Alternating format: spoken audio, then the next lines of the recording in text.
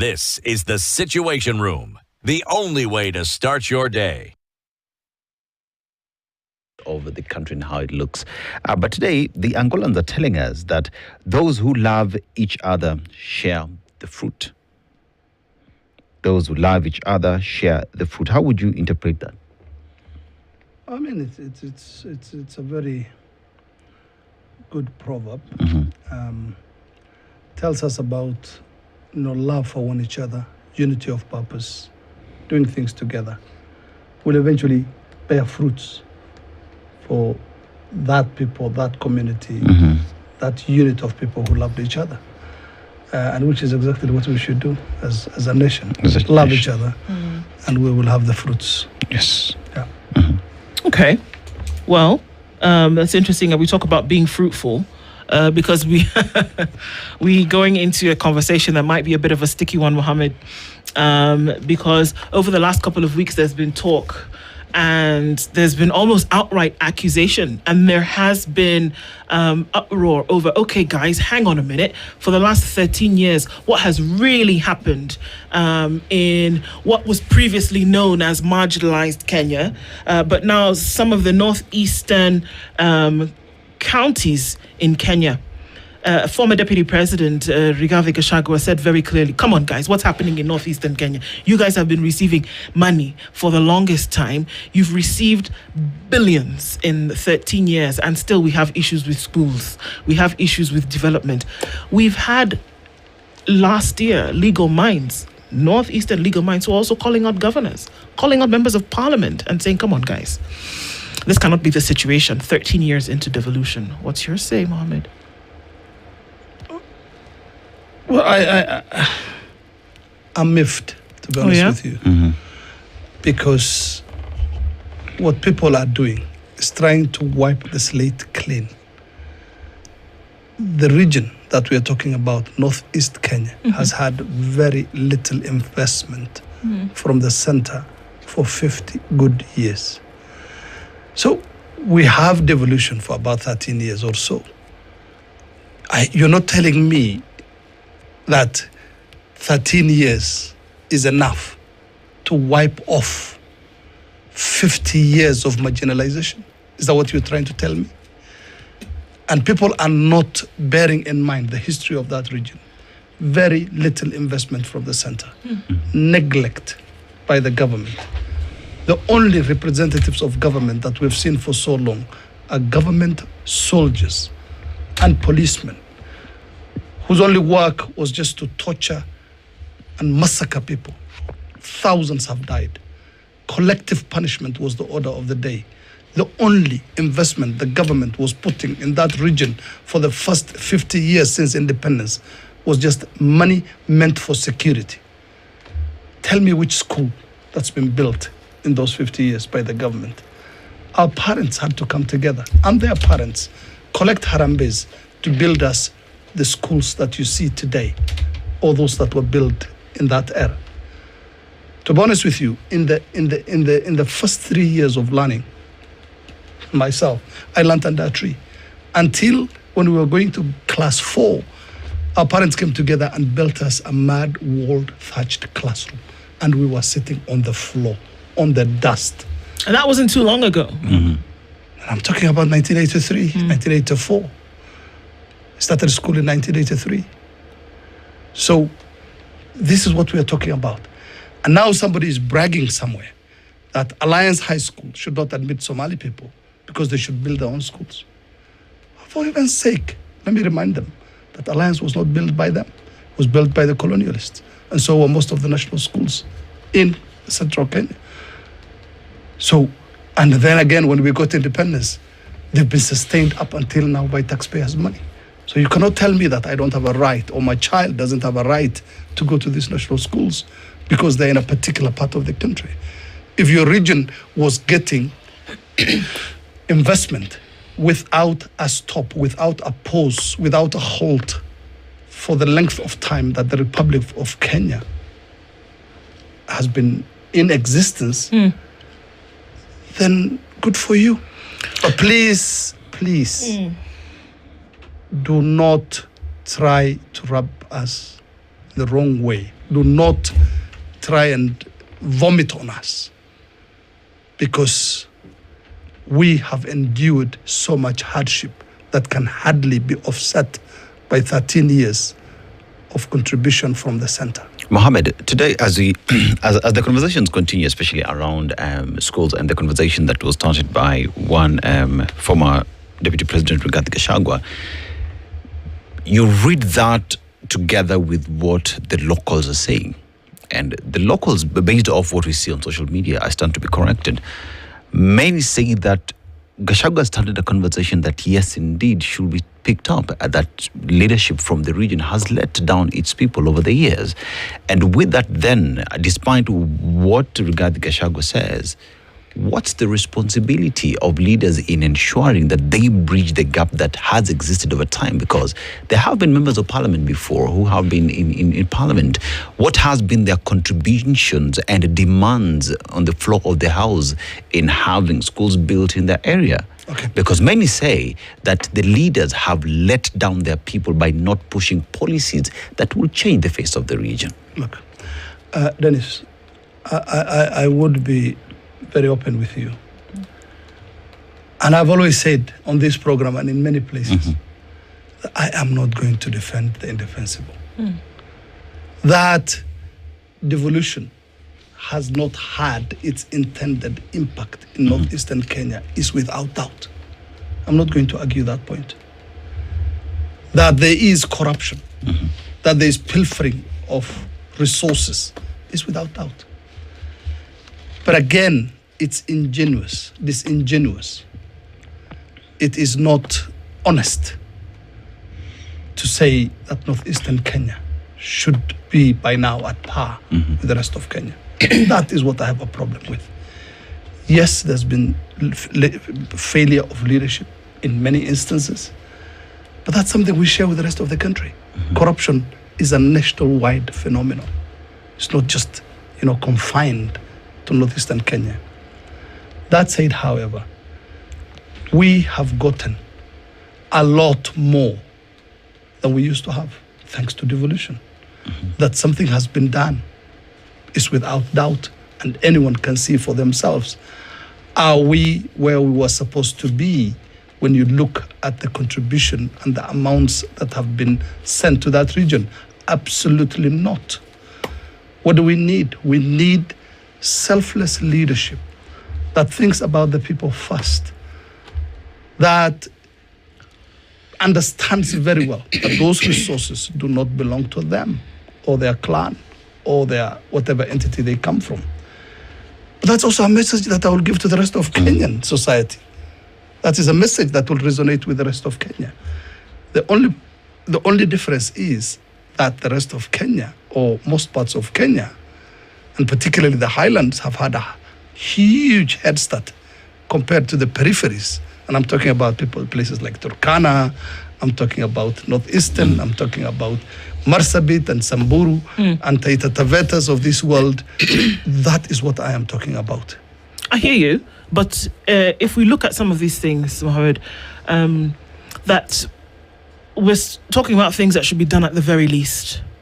And that if we look at a county like Mandera, for example, and just the water situation in Mandera, and what we know costs are, and the money that has gone, 1 trillion shillings across this region has gone in devolution. That some of the things, Mandera should not be, Mohammed, and it's the truth. Mandera should not be having a lack of water situation today. Shouldn't be the case. There's a lack of water situation. But that's the truth. No, there's a lack of water situation in Mandera. There's a lack of water situation in Garissa. There's a lack of water situation in Garissa. And it shouldn't be. And the very same... And I represent a constituency that's one of the most thirsty... In Wajir? In the country. And I remember during the campaigns going to some places where people were complaining about not having water for more than 60 years at that point. 60 years. Imagine people sharing sources of water with livestock. And it pains me. And I shed a few tears, with those villages and towns. And thankfully, and, thanks to God, we've been able to give water to some of these places in the 3 years that I've been in office. That said, however, there are water problems in Turkana, there are water problems in Pokot, there are water problems in many parts of this country. There are water problems in Nairobi that can all be chalked up to a lack of management. Exactly. Improper management. And that is where it comes to. It's about leadership. It's not lack of resources. So there's a problem with leadership. But again, and that's what Rigathi Gachagua said. I must repeat what I said first. You don't expect us to reach the rest of Kenya and wipe away our problems in just 13 years when we have had little or at times no investment from the center for 50. That is a half a century. Understood. However, there is a time where that money has been made available.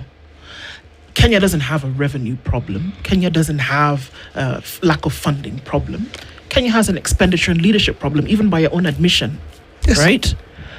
And that's why what Rigathi Gachagua said maybe was a pain point for a lot of the leaders when he said, most of the time you guys are in Nairobi.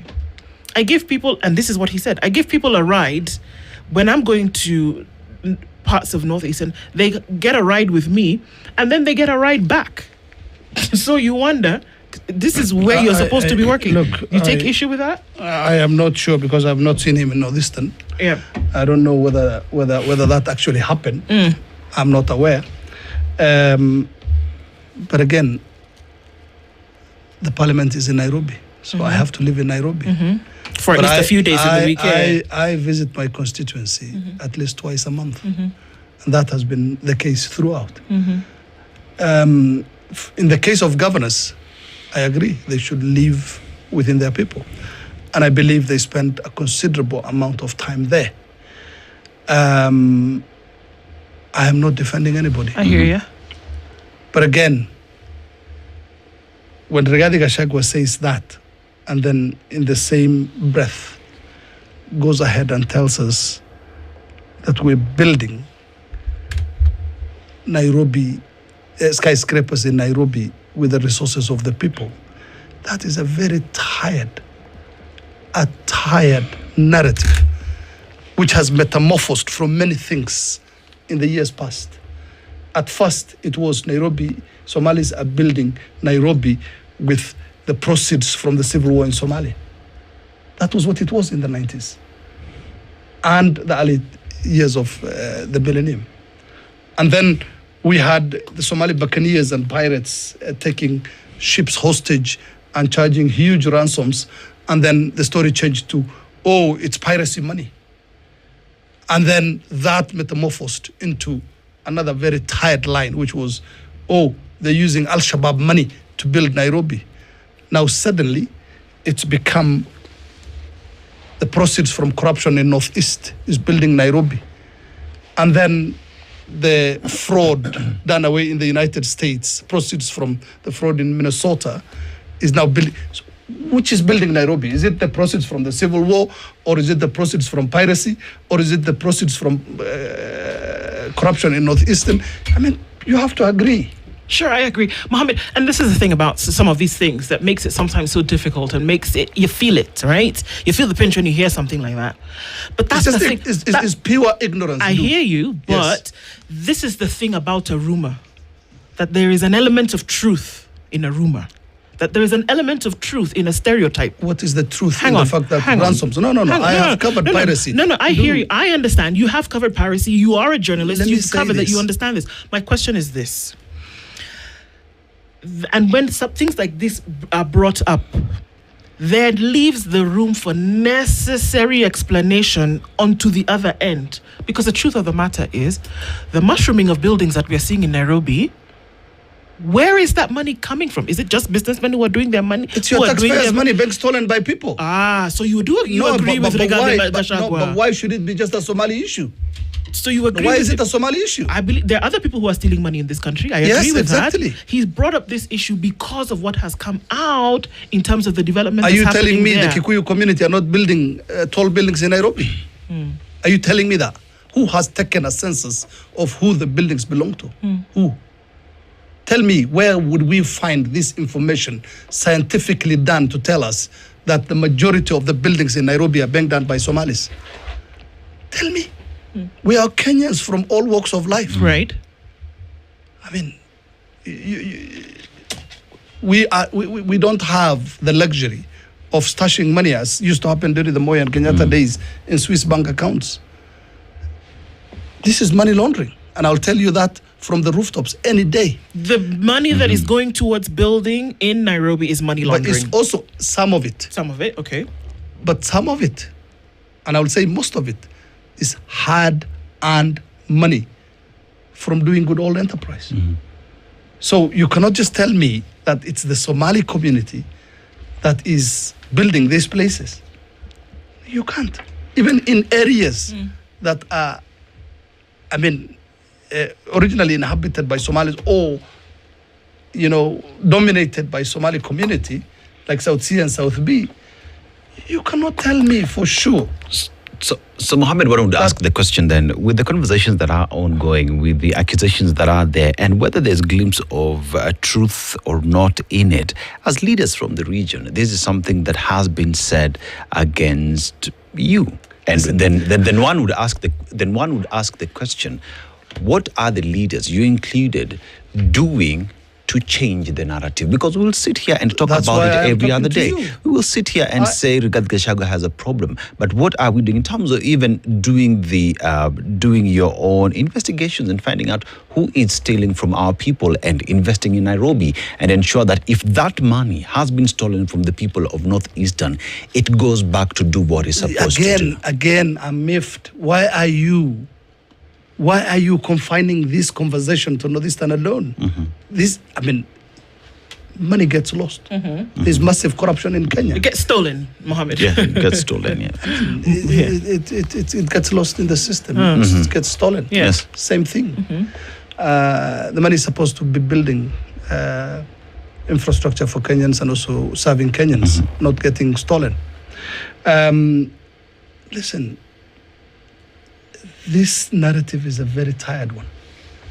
And look, I am not saying that some money coming from Northeastern might have made it to Nairobi. I am not sure. It's not for me to say. But again, it's also coming from every part of Kenya. Why is it a Somali issue? Because somebody somewhere wants to demonize this community. Why do you think he brought it up? Because it would appear as though it would appear as though it came out of the blue that one day he made a statement which gained a lot of traction. Why do you think he brought it up and said, there's something going on here? That people have been talking to him and telling him that the development that should be happening in northeastern counties is not happening. It is his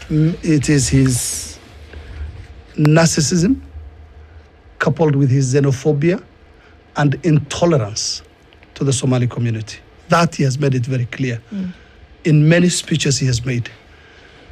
And again, seeing the Somali community as enterprising as they are, as a threat, and trying to rally. This man is at a rally every day. He needs material to whip the emotions of the people that and he's a narrow nationalist. He's a narrow nationalist. He's very narrow in his thinking of Kenya and Kenyans. To him, the people of the mountain and the people who live there, the mountain and the people who live there, is the sum total of Kenya for him. I've not seen him in Northeastern holding those rallies.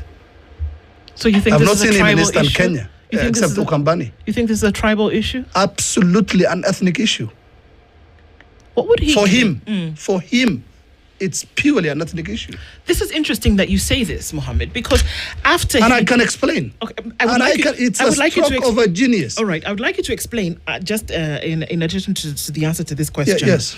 That for the first time in a very, very long time, we actually then have seen members of the Northeastern community, younger people, coming out and almost agreeing with what he said.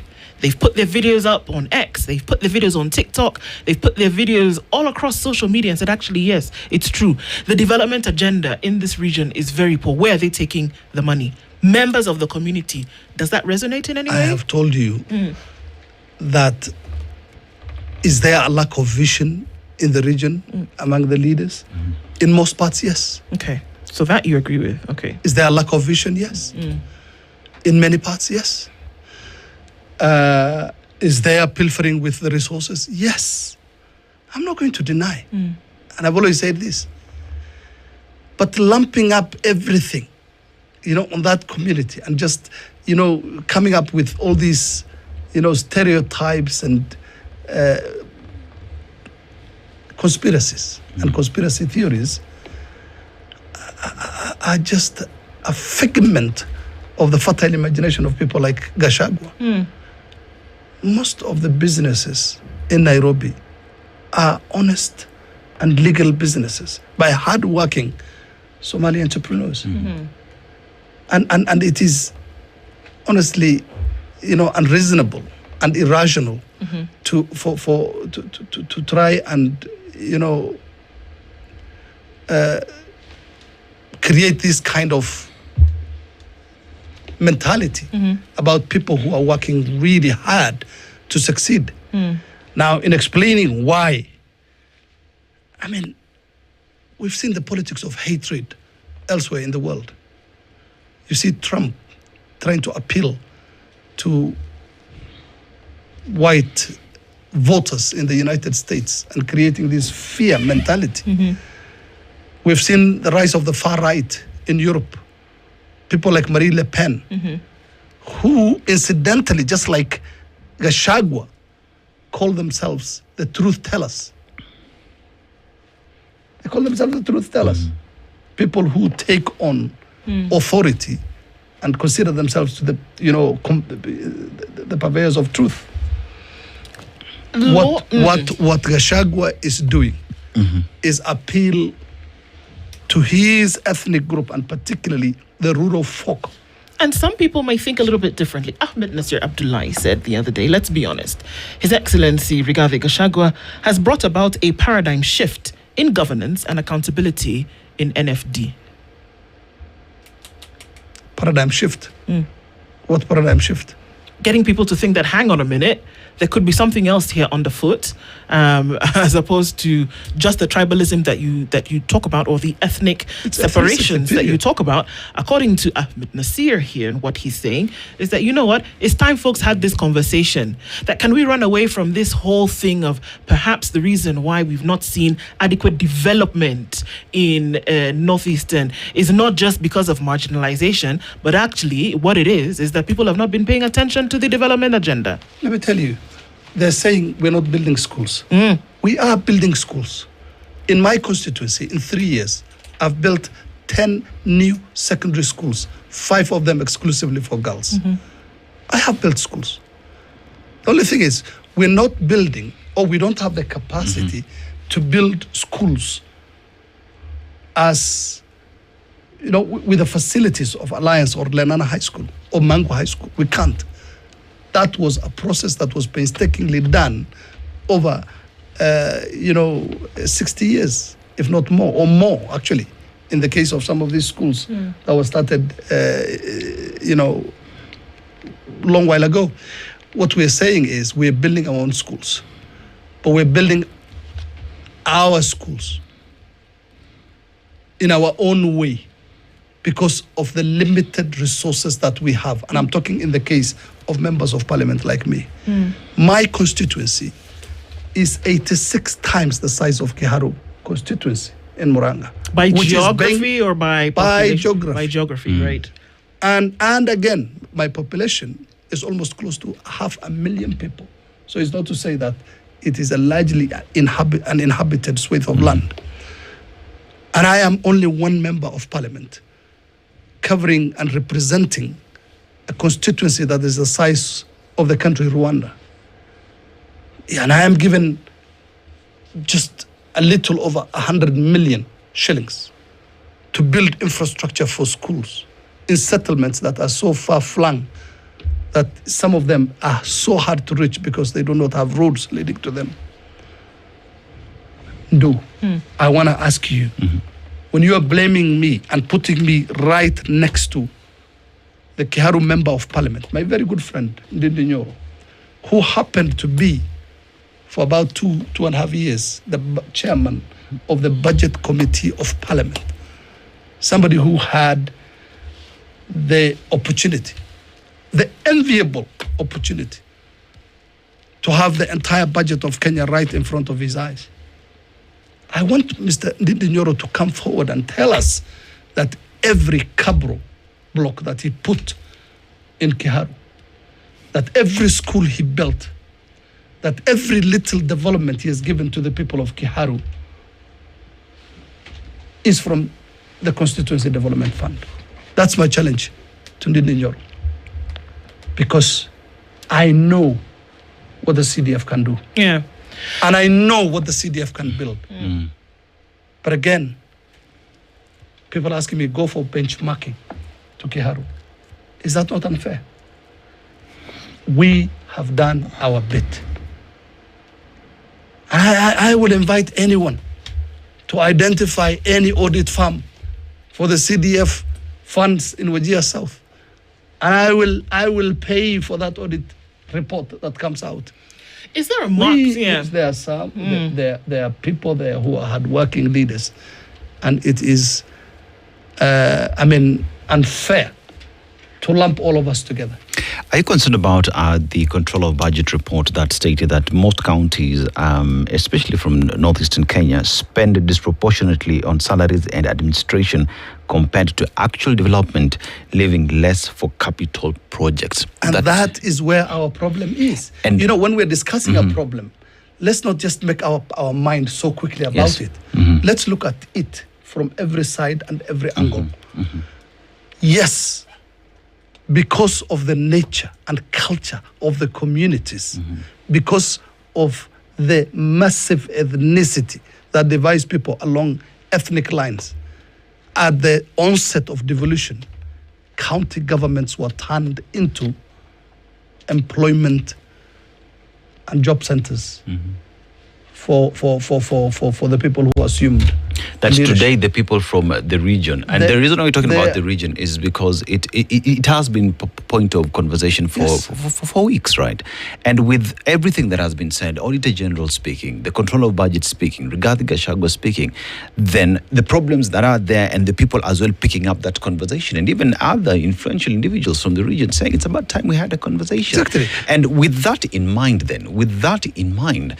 one would say, let us look for solutions. As a member of parliament, you are in a position of privilege where you can bring in motions in the August House, ask for audit queries, ask for these reports before you to ensure that the people of the county where you come from, right, get the rightful share in terms of development and proper utilization of funds. Because that is the only way that people of the region will say our leaders are working for us.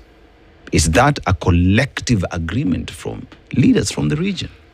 Look, as long as we are electing our leaders on ethnic grounds, on ethnic basis, we cannot have the desired levels of development. And I say that why?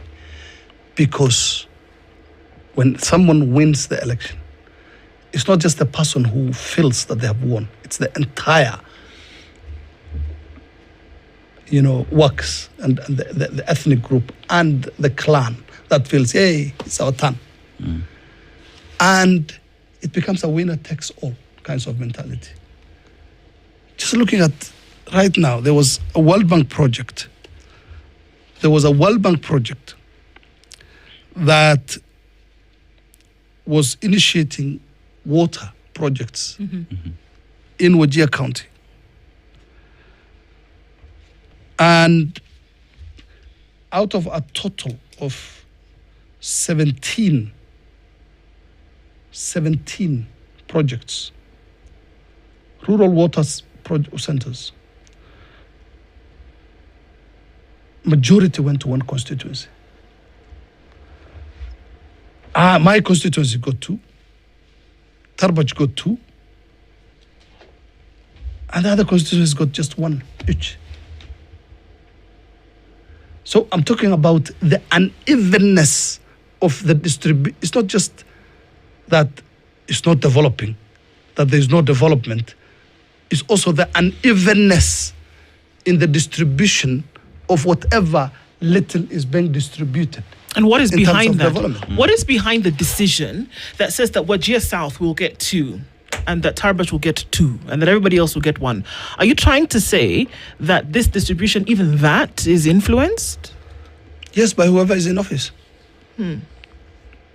Yes. Why? Favoritism. So they like you. So what are you saying?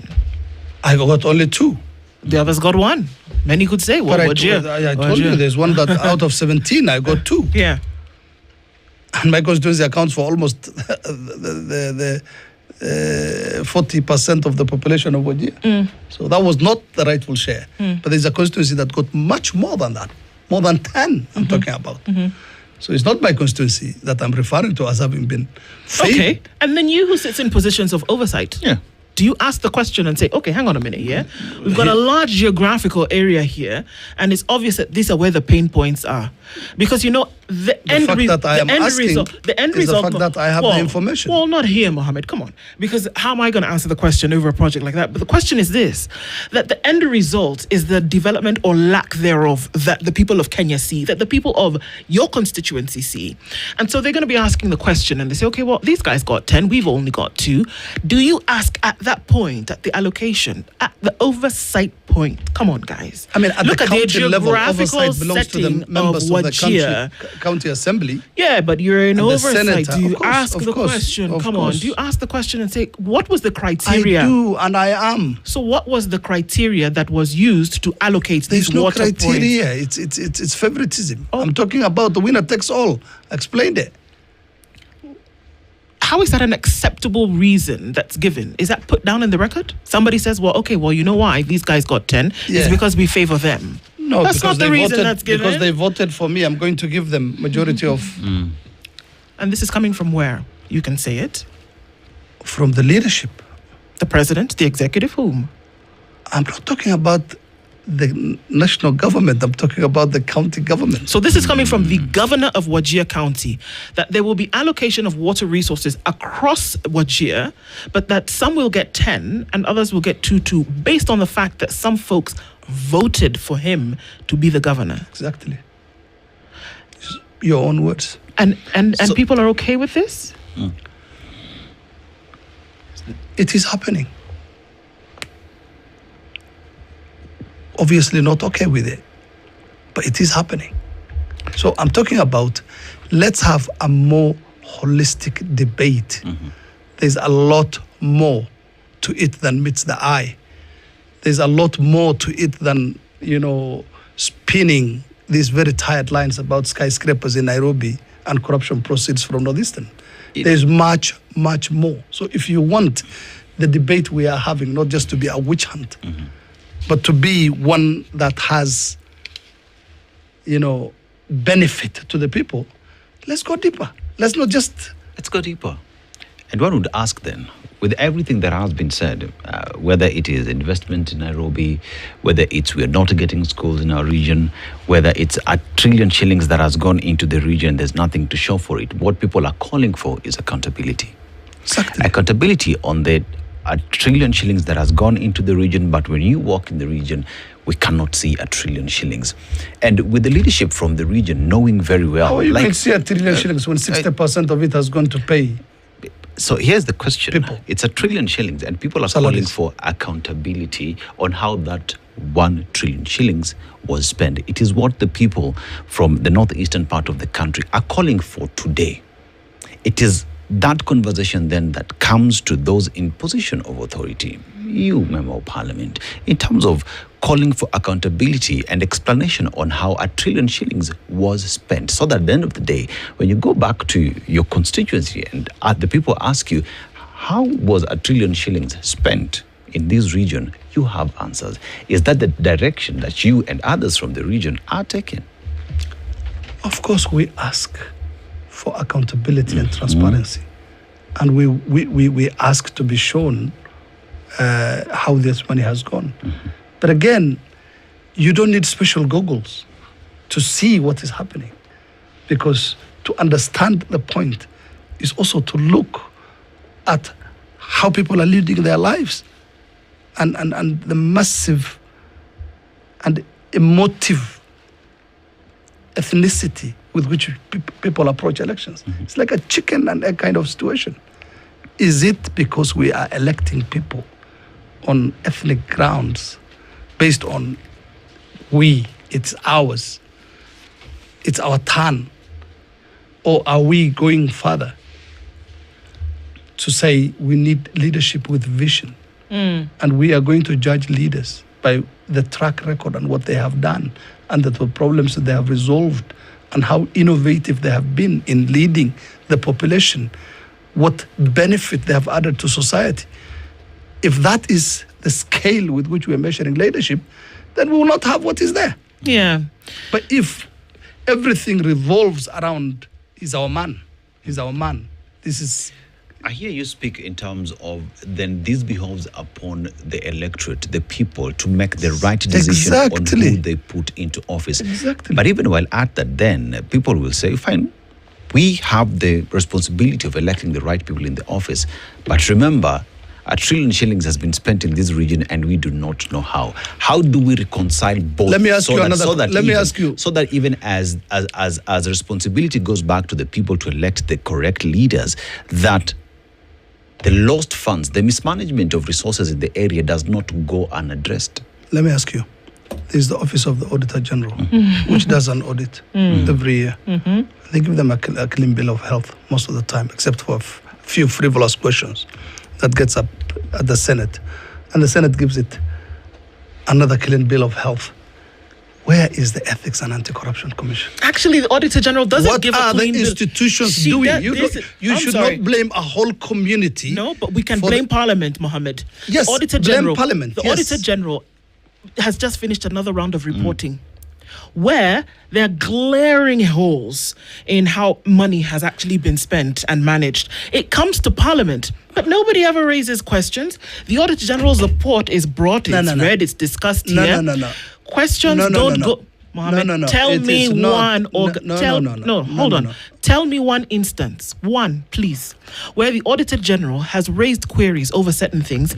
It's gone to Parliament where it's very clear that money has been mismanaged and we can't see it. You used the word lost. You used the word lost.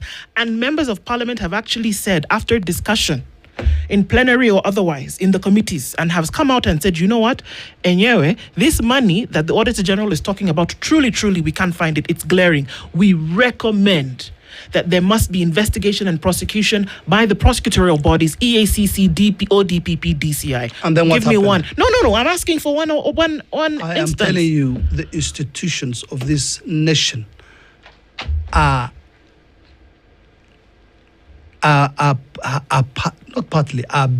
to blame as well, because when people know there are no ramifications for their actions, they have a field day, and that's exactly what's happening. County governments, and I'm not talking about Northeastern alone. I'm talking about Kenya as a nation. Mohammed, do you agree that county governments, for example, who you've laid blame at their doorstep this morning as well, yes, do you think they're not aware that you know what, this thing will go before Parliament where you sit, and nobody's going to ask the questions that will lead towards anything happening to me, so they do whatever they want? Do you agree? Because there's a game being played, and they've learned and perfected the game. Who? Whoever is pilfering the state resources. They know that Parliament will actually not ask questions beyond what happened to this money. Yes. So the blame is not in the hands of just one person here. That's what I said. I said the institutions are equally to blame, because we have a fantastic constitution that does not assume a vacuum anywhere and always refers something from one institution to the next.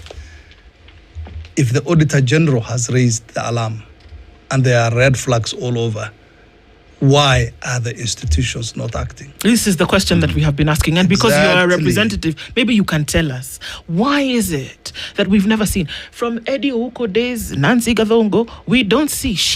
Their office works round the clock, tirelessly, telling us there's mismanagement here, there's misappropriation here. It would appear as though this is stolen. And this lies right at the bed of what we're talking about, that you've complained about. Falling short of talking about your county governor, falling just short of saying it's true that you've said it, that these issues that we are talking about today, truly, money has been stolen. That is why we don't see the development that we should have been seeing. I'm not hiding it today. I will never hide it. It would appear to me, there is corruption. You're my dear friend, it would appear to me that you would be able to go to Parliament and be incensed by these things and not rest until somebody with prosecutorial power and investigative power to come and say, no, this cannot happen anymore. She's done the job. The rest is you, my friend. What about the Senate?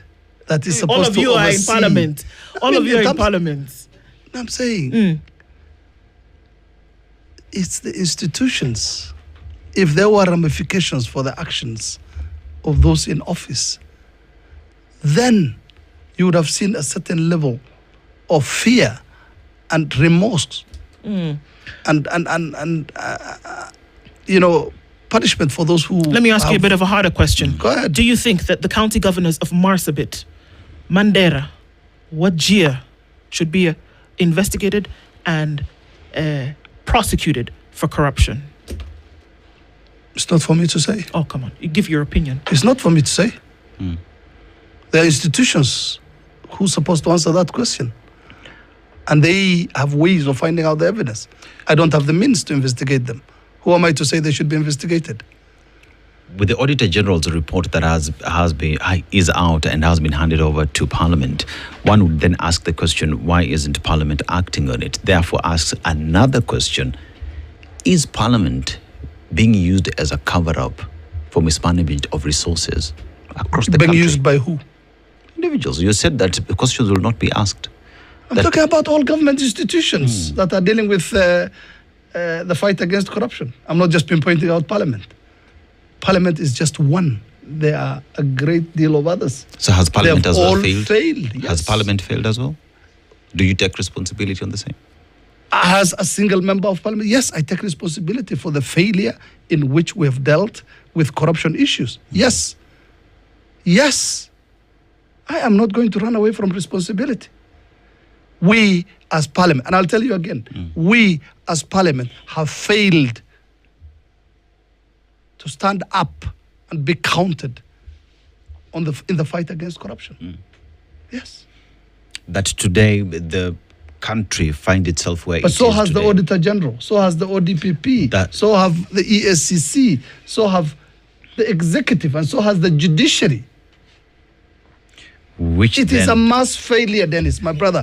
I am telling you, and you know it yourself. It's mass failure. Take it. You're just pinpointing a symptom of a greater problem. So that means Kenya finds itself today where it is because institutions that have been mandated to work, institutions that have been mandated to ensure that pilferage of resources have failed to do their job. I will go further than that. Mm-hmm. I'll tell you, the individuals in those institutions are just individuals lining their pockets. And I'm not talking all of them. I'm saying a great deal of them. Is there a solution? Is there a vision for the people, say for northeastern Kenya, to finally see light at the end of the tunnel? Is there hope for the people of There is hope. Kenya? And where does it lie? It lies with them. They have the solemn task of electing their leaders. And they should do it wide-eyed. They should not do it with emotions. It should not be because this person is from my clan. They should look at leadership in a different perspective. Because at the end of the day, it is about their future. It's about the quality of life that they lead.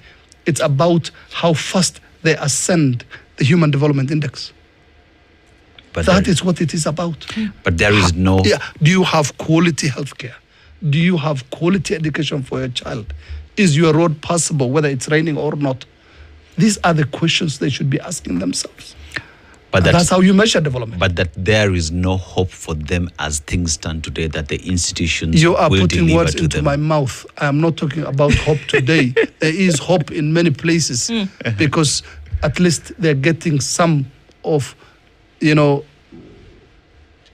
they're served. But they're not being served the way they should be served if they had put people worth their salt in office to begin with. Okay. What I'm saying is, it all starts with a ballot. And that is the same advice I'll give to the Kenyan nation as a whole. It's not just the people of Northeastern. What we have are the symptoms of a national crisis called corruption. And Northeastern is not an island on its own. No, it's not. It's part part and of parcel Kenya. of this country. So, do they vote? Culture, Yeah. the culture of Kenya is definitely going to permeate and spread to one part of the country. Do people vote differently? They don't vote differently, do they? They go to the ballot like everybody else. Do you see that? Because obviously we're coming from a place where the word marginalization, lack of equity and equality has been used over and over again. Perhaps we're stepping into a different, Has place. been used over and over again. Yeah, and is the case. But rings true Okay. to the people who've lived through it. Do they vote differently? Does clanism and things like that still come in when we talk about how Or does your it at the lead- national level? I'm asking about this. We're building Mohammed, our coalitions based on tribes. give me some rope here, all right? Yes. We're talking about a change, and because what we like to have is conversations that will lead towards solutions. That we're saying that this has been the case. This is the rhetoric. This is the nuance around certain conversations, right? And the realities as well. And we're saying that the ballot is where this change is going to come. Yes.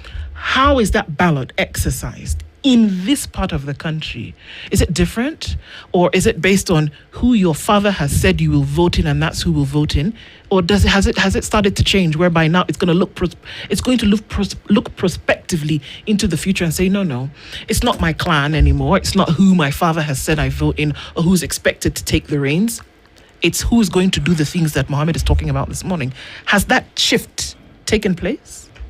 Seems Not necessary. yet. It seems necessary It for the seems very things that you're necessary, talking about. Not yet. And we are a great deal away from that ideal moment I'm talking about.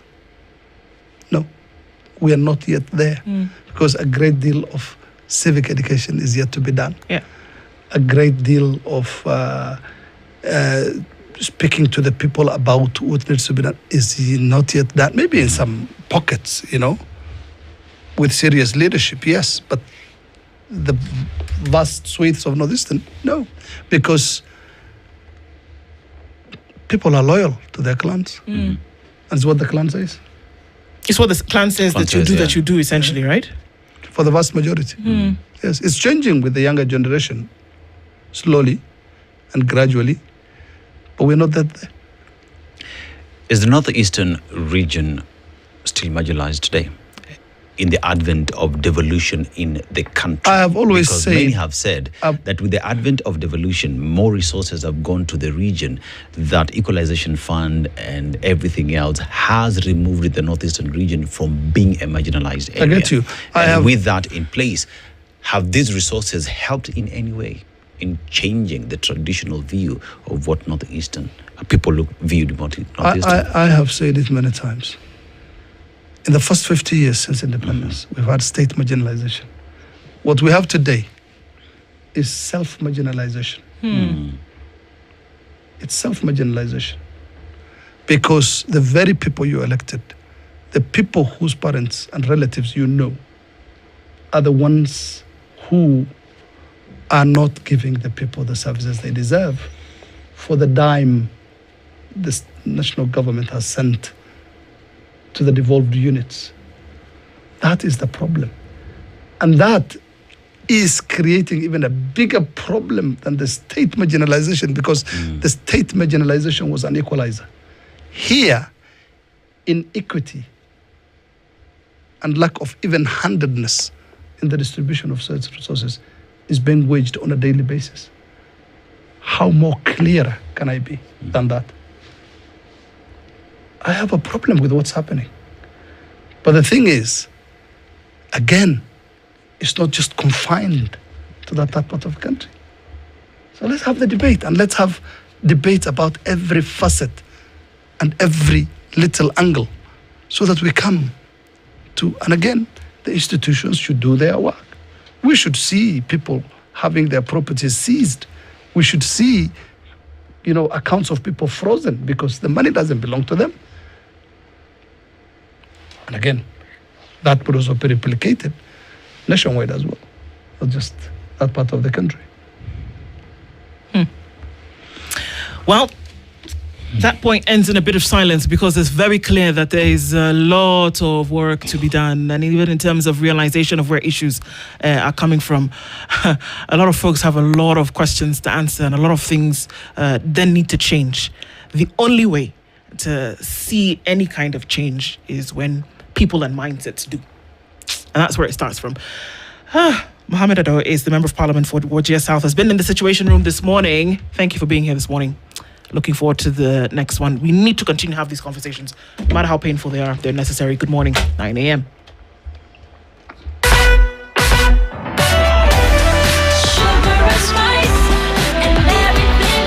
This is the Situation Room, the only way to start your day. 22-year-old Josephat